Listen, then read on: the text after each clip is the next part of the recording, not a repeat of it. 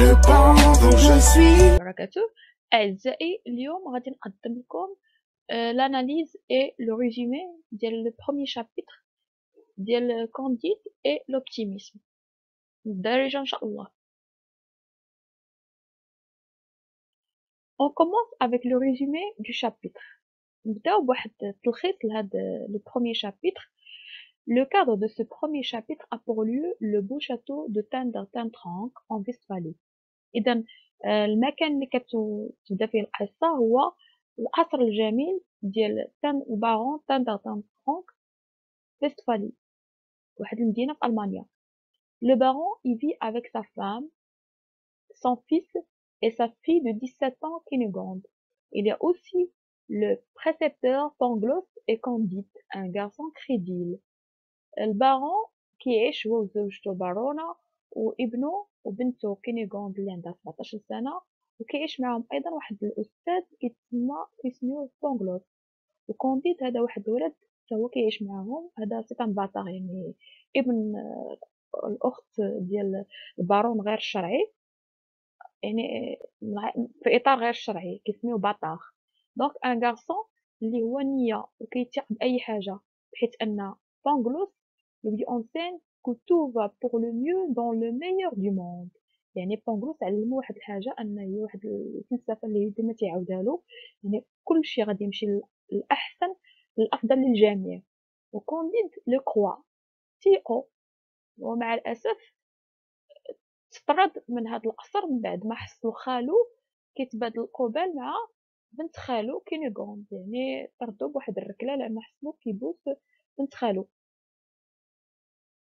نمرو الآن إلى la lecture analytique de l'incipit. إذا القراءة التحليلية l'incipit هو هاد لو بروميي شابتر اللي كنقراو فيه، راه هو فيه l'incipit واحد المقدمة كتكون في الحكاية كتعطينا واحد المجموعة د المعلومات كتسمو وكتأدي واحد المهمة معلوماتية، يعني لا فونكسيون فورماتيف حول الشخصيات والإطار الزمكاني.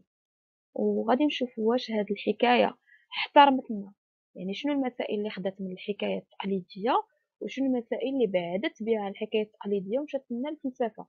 لأن بما أننا كنهضروا على فولتير، هذه حكاية كما قلنا كونت بوليسوفيك. شنو هما المسائل اللي في الكونت بوليسوفيك وشنو المسائل اللي خدات لنا من الكونت تراديسيونيل، الكونت التقليدية. إذا les éléments du conte traditionnel، عندنا أول حاجة يعني المسائل اللي كتكون في الحكاية أو الخرافة التقليدية. عندنا لي بيرسوناج يعني الشخصيات. أول حاجة خدينا recours au nom portrait، خدينا الأسماء ديال الشخصيات وكتصور لنا كتعبر على الشخصيات، يعني أسمائهم كتعبر على شخصيتهم كيما دايرين هما. بحال مثلا تانغ هذا الاسم هذا كيدل على القوة والخشونة، لأن وبعد أصلا سيتان اسم ألماني جيرمانيك. تاندر يعني كتعني أنها هي الرعد، يعني الصوت كيدير واحد الصوت بغوي، دونك كيدل على القوة ديال السيد، يعني هو يعني إذا هذا إنسان متكبر. لورغوي يعني تاندر كيعطينا لورغوي. عندنا كونديد هو إنسان كيدل على البساطة وعلى السذاجة، إذا لا كوندور. بونغلوس مركب من جوج أسماء غريك يعني يونانيين، بون تو غلوس لونغ يعني يعني إنسان يعني كيتحدث بزاف، بافار طرطار. وعندنا الريدكسيون دي بيرسوناج عن ديتاي، يعني ديك الشخصيات نجزئوهم، بحيث أنا كناخدو غير جزء منهم. بحال مثلا كينوغوند رديناها بحال شي طعام نوريتور، داك الوصف اللي وصفها الكاتب ملي كيقولو اوت اون كولور فريش، يعني هاد المواصفات او لي زادجيكتيف كيدلوا على شي حيوان بحال شي فولاي، بحال شي دجاجه ولا شي حاجه. وهذا كيدل على الشهوه لا سونسياليتي. عندنا لا بارون جزءها لنا في البوا ديالها، يعني اذا انسانه ثمينه. وهنا لاحظنا بان النساء الفام بارطاج واحد الكاركتيرستيك، واحد المواصفات اللي هما بجوجهم غلاط، يعني ثمينات. لو كادر او الاطار الزمكاني مثل باقي الحكايات فهو ما مغيرش، بحيث ان المكان هو اللي كتوقع فيه الحدث كيكون فين واحد الأثر. هذا كنلاحظوه في جميع الحكايات. أما الزمان فالزمان ما محددش كما جميع الحكايات الأقدام اللي كنعرفو الخرافات بحال داك الأميرة والوحش وغيرها.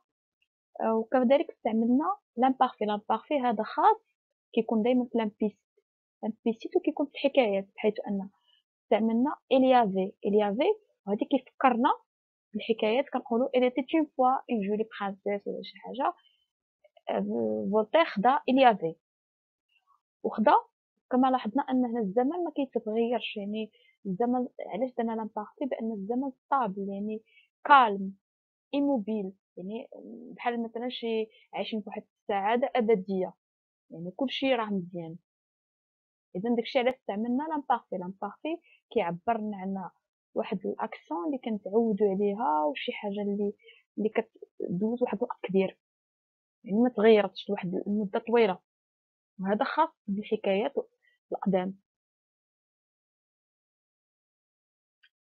كذلك خدا واحد الخصوصية من خصوصيات الحكاية، هو واحد العالم خيالي ومثالي، ان موند idyllique idéal، بحيث أن استعار واحد لي فوكابولير ميليوراتيف أو بيان لي زادجيكتيف ميليوراتيف، واحد المفردات ولا واحد النعوت اللي كتحسن، اللي كنقولو دغوا، يعني إنسان مستقيم، بون، جيد، اونيت، شريف وغير ذلك.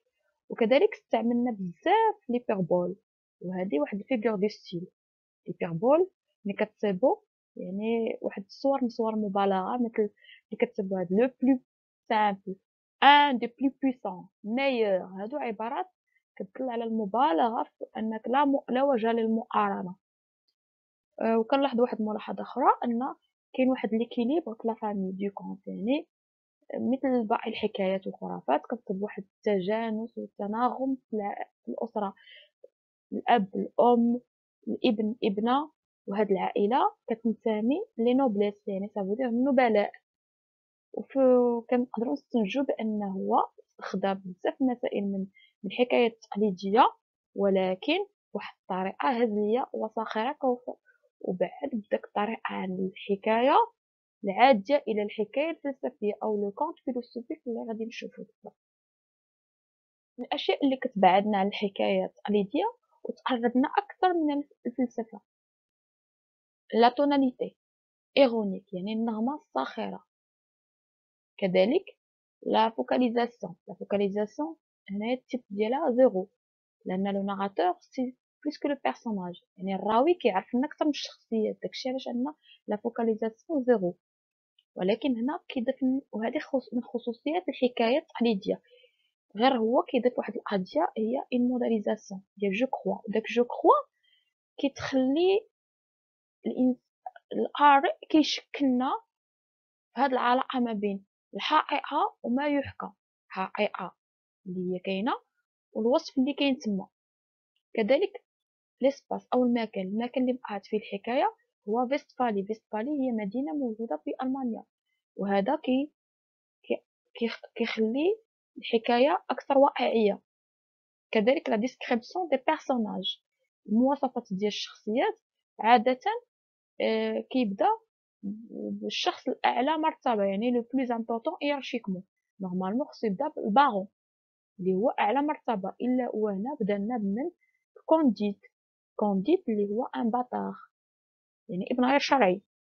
وهذه الأشياء اللي كتبعدنا على الحكاية التقليدية وكيخلينا نشكو في لا ليجيتيميتي دو بوفوار دو بارون، يعني في شرعية السلطة ديال هاد البارون.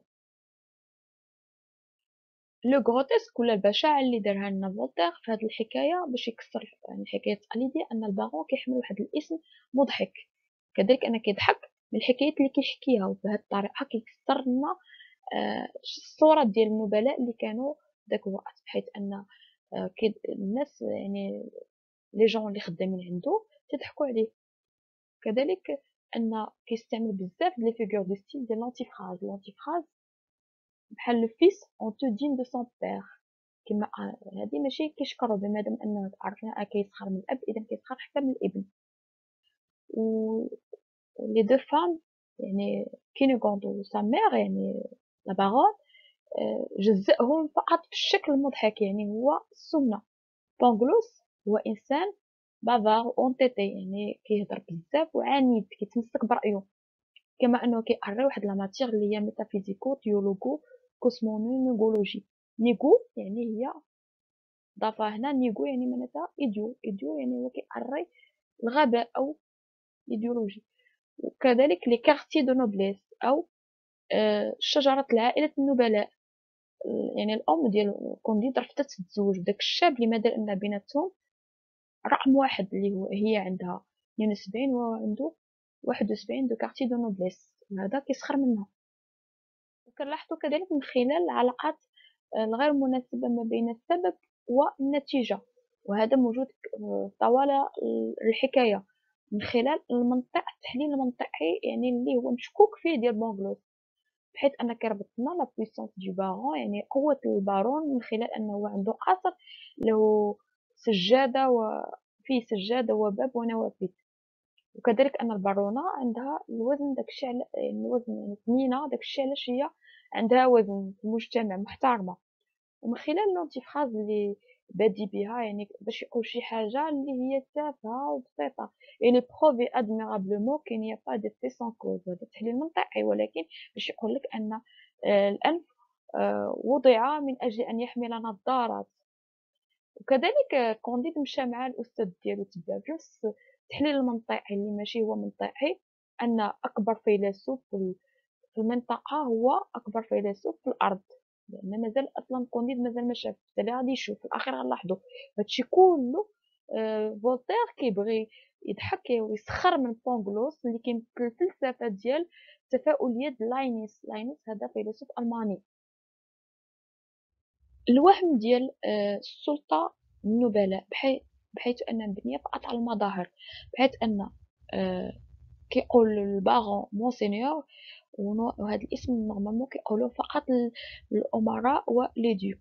كذلك العلاقة ما بين الوظيفة والأشياء، بحيث أن الكلاب كلهم كيستعملوا الصيد.